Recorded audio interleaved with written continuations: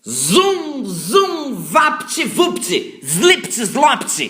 Passou e você nem viu. Carecas de saber. Oi, seres humanos, tudo bem com vocês? Hoje a gente vai bater um papo muito legal sobre a embriologia do anfioxo. Você deve estar se perguntando, anfioxo, o que é isso, né? Gente, não percam, vejam na nossa aula anterior que você vai saber um pouquinho da classificação do nosso anfioxo. Mas só, facilitando a vida de vocês, o anfioxo é um acraniata. Tá, gente? Já vai se acostumando com esse nome, porque isso o povo pede no vestibular. Quando falam de embriologia, ou eles pedem embriologia humana, que a gente já discutiu, ou embriologia de animal, ele não vai pedir de todo mundo, ele vai pedir de quem, gente? Do nosso anfioxo, que é um acraniata de um filo chamado de filo cordata, ao qual nós pertencemos também, tá bom? Lembrando o seguinte, o anfioxo, ele tem um tipo de ovo que é como esse daqui, vamos testar conhecimento, Esse ovo que tem pouco vitelo e o núcleo centralizado, como é que ele se chama? Ele se chama ovo oligolécito, certo? Que é aquele ovo com pouquinha quantidade de vitelo, que tem segmentação o quê? Segmentação total, Então, a segmentação dele é holoblástica, certo, gente? Não se esqueçam disso, hein? Mas é interessante o seguinte, mesmo o anfioxo tendo um ovo oligolécito com segmentação holoblástica, ele, quando começa a segmentar, ele segmenta de maneira um pouquinho desigual. Ele vai formar micrômeros e macrômeros, tá? Então, quais são as etapas do desenvolvimento embrionário do nosso anfioxo? Ele tem, obviamente, a fecundação, tá? Obviamente, tem a segmentação. Então, se perguntarem para vocês, vocês já sabem que a segmentação, o ovo é oligolécito, segmentação holoblástica. Aí ele tem a formação de uma mórula, tem formação de uma blástula. Olha que aqui a gente não chama de blastocisto, a gente chama de blástula mesmo, tá? Tem a formação de uma gástrula, certo, gente? Tem, obviamente, a neurula. Só que esse animal, como ele é acraniata, ele não vai formar, Quando a gente tem esse desenhinho, dos embriões, não esqueçam jamais que é o tubo neural, notocorda e tubo digestório. Então, essa notocorda existente no nosso anfioxo, em todos os acraniatas, ela não evolui para uma coluna vertebral. Ela continua ainda presente mesmo no indivíduo adulto, tá? Cria-se essa notocorda lá no nosso embriãozinho e não vai perder a notocorda no adulto. Por quê? Porque não vai formar coluna vertebral. Os acraniatas, eles não formam coluna vertebral, tá? E o restante, que a gente já viu isso tudo lá nas nossas aulas de embriologia humana, tá?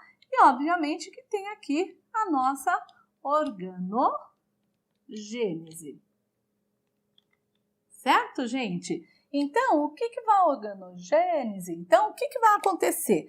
Nós sabemos que na fecundação, houve todo o processo de formação, o pronúcleo masculino, feminino, formou o ovo, oligolécito, tá? Aí houve uma segmentação holoblástica, ou seja, o ovo, ele segmentou, esse ovinho aqui, ele sofreu uma série de mitoses sucessivas. Mas como eu falei para vocês, a mórula, do nosso anfioxo, ela forma umas celulinhas menores na parte superior e umas levemente maiores na parte inferior, tá? Formando aqui uns micrômeros e uns macrômeros. Mas, de qualquer maneira, ela segue o mesmo ritmo. Aí vai formar uma blástula, que vai ter a blastocele, toda bonitinha, sem formar um polo específico que eu vou desenhar já já. Gástrula, para a formação, claro, do nosso tubo digestório primitivo, neurula para formar um tubo neural. Esse tubo neural ele não vai originar aquela região tão especializada, né, de cérebro, cerebelo, como a gente vai ver, como nós vimos no mamífero, e depois a organogênese para formar os órgãos principais. Então, eu vou falar para vocês hoje, rapidamente, o que acontece, como é dividida a blástula, a gástrula, a neurula e a organogênese do nosso lindo, maravilhoso anfioxo, tá bom? Então, seres, olha só. Como eu falei para vocês, né, a nossa mórula, do anfioxo, ela forma-se um pouquinho desigual, com macrômeros e micrômeros, tá? Obviamente que ela vai originar, então, uma blástula que também tem uma camada de células desiguais, né? Então, ela tem células menores aqui em cima, maiores aqui embaixo, tá? Então, o que nós temos na blástula do anfioxo? Nós temos uma camada de células que a gente chama de blastoderme, que é essa parte aqui de fora, tá? Chamada de blastoderme, tá? Essa camada de células formadas por macrômeros e micrômeros. E uma cavidade fechadinha, que é a blastocele, que é essa daqui, a blastocele, tá? Que essa é uma cavidade fechada. Diferente do nosso blastocisto, não sei se vocês se recordam, que a gente tinha trofoblasto e embrioblasto. Aqui não, aqui a gente só tem a blastoderme e a blastocele aqui no nosso anfioxo, tá? Então, a blástula de anfioxo é só isso. Tcharam! Então, seres, agora a gastrulação do nosso amigo anfioxo, como diz nosso amigo Tião, é um bicho sem pé nem cabeça, né? Que ele não tem nem membros anteriores, nem posteriores, nem cabeça, o nosso anfioxo. Por isso que ele é chamado do que, gente? De acraniata, exatamente. Então, o que acontece na gástrula do nosso anfioxo bonitão? Primeiro, essa gástrula, ela ocorre por embolia. O que significa isso, gente? Significa que esse polo aqui superior, ele é empurrado, né? Como se fosse um êmbolo, empurrando esse polo superior para o interior da blastocele, tá? Imaginem que o que está acontecendo aqui, gente? Essas células são empurradas para o interior da blastocele, tá? E aí nós vamos ter duas camadas de células que se formam a partir daí. A ectoderme, né, que é essa parte que ficou do lado de fora, e a mesentoderme, que é essa parte que foi empurrada aqui para a parte de dentro, tá bom? Aí nós vamos ter uma cavidade aberta, né, porque se foi empurrado, gente, como foi empurrado, então eu vou ficar com uma cavidade aberta aqui, tá? Certo? Depois eu vou mostrar o desenho melhor para vocês, né? Então eu fico com uma cavidade aberta, que é o arquêntero ou gastrocele. Gente, lembrem-se que a blastocele, que era anteriormente, que ela foi empurrada aqui, ela era uma cavidade fechada, tá? Cavidade aberta é o arquêntero ou gastrocela, certo? Que é essa que se formou nesse momento. E aí nós temos também um poro de abertura, que é o blastóporo, que é esse porozinho aqui de abertura que vai se formar quando foi empurrado aquele monte de células aqui para dentro, tá? Gente, deem uma olhadinha nesse desenho aí, que aí você vai ver melhor, ó. Então, olha o que nós temos, né? A blástula, que tinha aquela camada de células externa, a cavidade. Aí nós temos uma embolia que foi empurrada essa blastoderme para dentro da blastocele. Forma-se então, obviamente, aí o que nós temos de arquêntero, tá? Que é essa cavidade aberta, e um blastóporo, que é uma aberturinha, essa abertura que se formou aí no desenho, dá para vocês verem direitinho, tá bom? Voltando aqui para mim, gente, o que vai acontecer então? Obviamente que essa mesentoderme, ela tem que evoluir. Por quê, gente? Porque é na gástrula que nós vamos formar o quê? A mesoderme. E nós vamos formar também quem, gente? A endoderme desse nosso bichinho maravilhoso aqui, certo? Então, o que vai acontecer? Quando termina a gástrula, nós temos esse animal já com essa cavidade aberta, com arquêntero, um blastóporo, e nós temos uma evolução dessa mesentoderme para quê, gente? Para mesoderme e endoderme, para poder formar as estruturas que a gente vai formar daqui a pouquinho, que eu vou mostrar para vocês. Pode apagar. Então vamos lá. Então, seres, olhem só. Depois da gástrula, então nós vamos ter uma rápida passagem pela neurulação e depois organogênese, tá? Alguns autores colocam assim, eles falam organogênese e o início da organogênese é a neurulação. Por quê, gente? Não fujam disso, tá? Mesmo que só tenha organogênese, você sabe que a primeira etapa da organogênese vai ser a neurulação, tá? Nesse momento, ó, terminando a gástrula, rapidamente o nosso anfíoxo aumenta em tamanho, mas não pensa que ele fica grandão, não, né? Que ele é um bicho pequenininho, mais ou menos do tamanho do meu dedo aqui da minha mão, tá? E ele vai fazer o quê, gente? Ele vai aumentar rapidamente de tamanho, o ectoblasto ou ectoderma, né? Que tá do lado de forinha, assim, né? Vai fazer uma placa neural. Essa placa neural evolui para um sulco neural que vai evoluir para um tubo neural, tá? Então, gente, sempre nós temos a formação de uma placa neural que evolui para quê, gente? Para um sulco neural que vai evoluir, vai se fechar para um tubo neural, tá? Então, ectoblasto, ectoderma é que vai fazer isso. Deem uma olhadinha aí nesse desenho que eu deixei para vocês, tá? No desenho dá para você ver bonitinho a placa neural. Óbvio, né, que a gente tem a placa neural, tem o arquêntero, né? Tem a ectoderma formando aí. Essa placa neural vai se fechar, né? Vai formar um sulco neural e depois vai formar o tubo neural, tá, gente? Na sequência, nesse outro desenho que eu tô deixando para vocês, que ele é super bonitinho, nós já vamos ver o seguinte, a nossa mesoderma já começando a se organizar para a formação do quê, gente?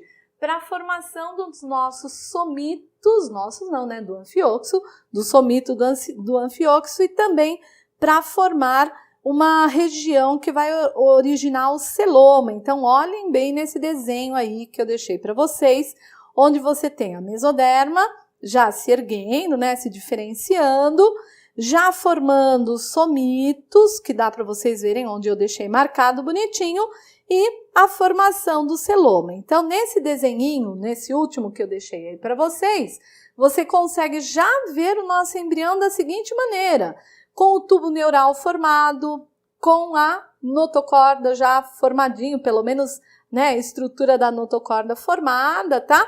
Aí nós já temos o celoma, o que vai originar o celoma aí do lado, e nós temos também o tubo digestório primitivo, tá, gente? Voltando aqui para mim um pouquinho, lembrem-se que a mesoderme, ela que vai originar somitos, que são aquelas estruturas que eu já mostrei para vocês, e a notocorda. E esse nosso bicho, gente, ele também tem o celoma, assim como a gente, né? O celoma dele, ele é um celoma bem característico, como o nosso celoma. Por isso que a gente usa muito anfíoxo aí, né? A gente brinca que ele é um bicho sem pé nem cabeça, mas ele é um bicho que ele é usado como uma referência para esses animais que são cordados, ou seja, né, que tem notocorda, tem celoma verdadeiro, tá, gente? Que eu vou fazer um quadro final aí para vocês saberem essa coisa do celoma verdadeiro ou pseudoceloma. Aqui nós temos celoma mesmo, formado pela mesoderme, né? Então, é interessante que a gente vê que esse bicho já vai formando tudo isso, tá? Mesmo simples do jeito que ele é, ele já vai formando tudo isso. Olhem de novo o nosso desenho, o desenho que eu deixei aí para vocês, né? Onde você consegue ver um corte do nosso anfíoxo já mais evoluído. Onde você vê o quê? O tubo neural bem organizado, a notocorda bem organizadinha. Já você vê o tubo digestório, isso já é o tubo digestório mesmo, não é um tubo digestório primitivo, tá? Esses somitos que a gente fala, eles vão se diferenciar, né, naquele epímero, mesômero, hipômero, tá? Que eu já falei para vocês, mas vejam aí no desenho novamente, né? O epímero, que é o somito mesmo, o mesômero, que é a peça intermediária, e o hipômero, que ele vai ser constituído por essas lâminas laterais aí que vão originar o nosso celoma, tá, gente? Então, olhem bonitinho esse desenho, não fujam dele, tá? Vejam as suas características para você poder ter essa noção do que eu tô falando aí do nosso anfioxo, tá? Então, seres, só para finalizar aqui o nosso anfioxo, né? E aí eu vou depois colocar um quadro para vocês bem legal para poder falar dos animais de maneira geral. Mas para finalizar aqui o nosso anfioxo, a gente tem que lembrar que a mesoderma originou os somitos, originou também a notocorda, tá? Esse somito, gente, ele vai ser dividido, como eu falei rapidamente, lá e mostrei na figura, em 3 regiões. Epímero, né, que é o somito propriamente dito para o nosso anfioxo, o mesômero, que forma a peça intermediária, que forma uma parte genital desse bicho, e o hipômero, que junto com a endoderma vai formar o celoma verdadeiro, tá? Gente, para vertebrados a coisa é um pouquinho diferente. Para vertebrados, o que você vai fazer? Você vai pegar a minha aula lá de desenvolvimento embrionário humano, que eu falo especificamente de cada um deles para você ver como que ocorre isso nos vertebrados, tá? Não percam. Esse é, de maneira geral, aqui o nosso anfioxo. Só que para o vertebrado a gente tem formação de membros anteriores, posteriores, musculatura que é o músculo estriado esquelético e etc. Então tem uma diferenciação, tá? Para o anfioxo, então, a gente tem essa subdivisão do somito. A última imagem que eu vou mostrar do anfioxo para vocês, deem uma olhadinha aí, né? Já com o animal prontinho, já bonitinho para viver sua vida, já com as suas gônadas para reprodução e etc, tá?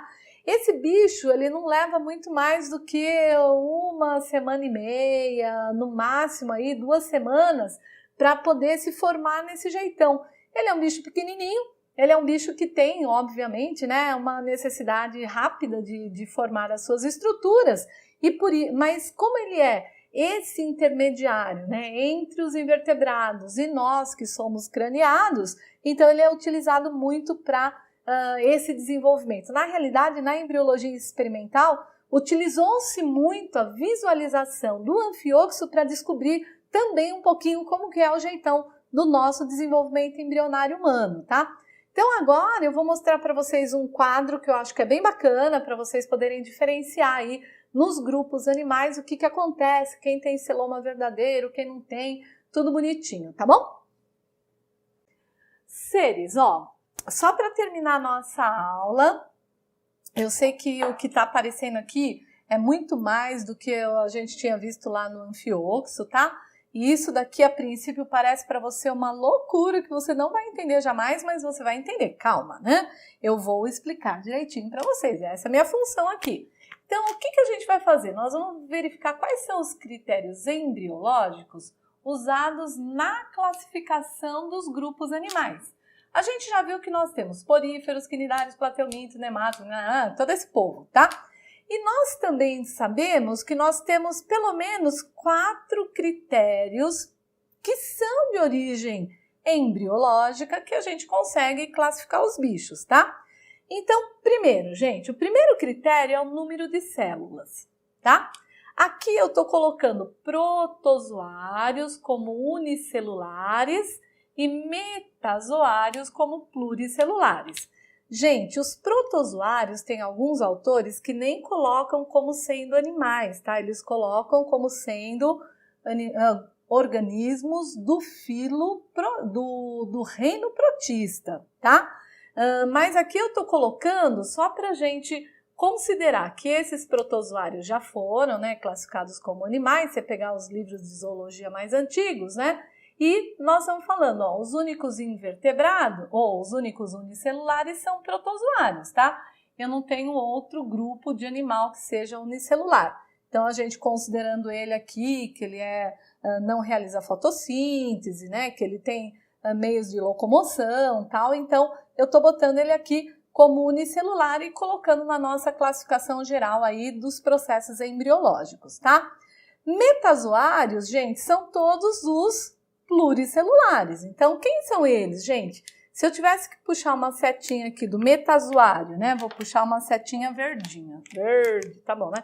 Então, os metazoários, quem são eles, gente? São todos esses aqui, né? Metazoários são poríferos, quinidários, plateumintos, nematos, anelídeos, né? Todo mundo é metazoário por quê, gente? Porque tem são pluricelulares, tem mais de uma célula, tá? Então, óbvio, fecundou e eu tenho mais de uma célula, eu já sou um metazoário. Combinado assim? Segundo critério de classificação, tem cavidade digestiva? Sim ou não? Então, eu vou ter dois grupos de animais. Com cavidade digestiva, sem cavidade digestiva é chamado de parazoário.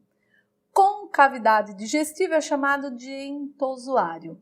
Desse grupo aqui, qual é o único que não tem cavidade digestiva? Somente os poríferos, tá, gente?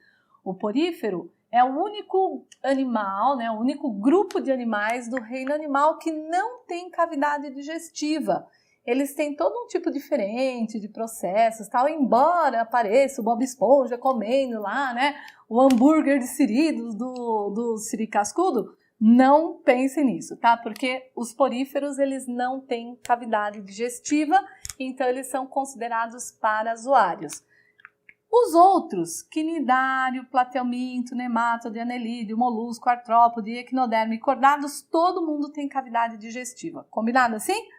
Sem cavidade, só porífero. Com cavidade, todo mundo. Terceiro critério, gente, folhetos embrionários, ou seja, quando eu tenho dois folhetos, eu tenho um animal diblástico. Quando eu tenho três folhetos, eu tenho o quê? Gente, animais que são animais o quê? Triblástico. Quem são diblásticos e quem são triblásticos? Então, olhem só. Quinidários são animais diblásticos, tá? Esse daqui, diblástico. A partir de plateuminto, todo mundo é o quê, gente? Triblástico. Ou seja, plateuminto, que é aquele bicho, lembra que eu até brinquei com vocês, né? Que é o quê, gente? Né? Parece macarrão talharim, né? Os plateumintos são as tênias, né? Caso vocês não lembrem. A planária, se não me engano, sua excreção pela célula flama. Os plateumintos, gente, são animais diblásticos. O restante todos, são animais triblásticos, tá? Eles são os primeiros triblásticos. E os quinidários são animais diblásticos. Combinado assim? Plateuminto, nematode, anelídeo, todo mundo triblástico. Beleza? Quarto critério para a gente poder fazer o processo todo de identificação. Quem surge primeiro? A boca ou o ânus? Né? Nós temos animais que a boca surge primeiro e o ânus depois. E nós temos animais que primeiro surge o ânus e depois surge a boca, tá? Então, olha que interessante, né? Nos plateumintos, na realidade, os quinidários já começam com boca, né? Eles já têm cavidade digestiva. Os plateumintos, os nemátodes, anelídeos, né? Esse povo todo, o que vai acontecer com eles, gente? Eles vão ter o quê? Eles vão ter boca surgindo primeiro, tá? Então, plateuminto, nemátode, anelídeo, molusco e artrópode, esse povo todo aqui, a boca surge primeiro. Equinodermo e cordados, o ânus é que surge primeiro. Sim, meus queridos, né? Nós, inclusive mamíferos, o nosso ânus surge primeiro do que a boca, tá? Por quê, gente? Porque a gente tem outras estruturas lá que a gente já viu na embriologia do porquê que nossa boca surge depois do ânus. Tudo bem? Que mais que nós temos aqui, gente? Ó, esse que eu botei bolinhas verdinhas aqui, né? É o que eu chamo de animais com celoma verdadeira, aquela cavidade gástrica, ou aquela cavidade que abriga os órgãos internos, celoma verdadeiro. Os nemátodes, gente, são os pseudocelomados, tem uma cavidade, mas não é revestida pela mesoderma. E os plateumintos, gente, são acelomados, ou seja, eles não têm uma cavidade que abriga os órgãos internos, tá? Gente, isso daqui a princípio parece uma coisa meio complicada, né? Mas assim, esse quadrinho final que eu vou deixar aí para vocês, usem e abusem dele, tá? Que aí você consegue ter esse quadrinho para você não esquecer jamais quem tem celoma, quem não tem celoma, quem a boca nasce primeiro, anos depois, tá? Isso tudo, por quê, gente? Porque isso o povo pede muito no vestibular, né? Como eu digo sempre, não cai, despenca, tá? Então, quando você fala, olha, quem é que nasce primeiro? É a boca ou ânus, né? Você tem que imaginar, nós cordados todos sempre nascemos primeiro o ânus, depois a boca, né? Nasce não, surge primeiro o ânus e depois a boca. E esse povo aqui todo pra cima, quem surge primeiro? A boca e depois o ânus. Combinado assim? Gente, eu sei que é muita coisa, muita informação, mas esse é assim o basicão que a gente tem que saber desse processo embriológico todo e dessa formação dos nossos bichos desse planeta, tá bom? Então, por enquanto é isso, seres, né? Um beijo no coração de todos. Não percam a próxima aula, que a gente vai falar também de processos de reprodução e a gente se vê por aí. Beijo e até mais!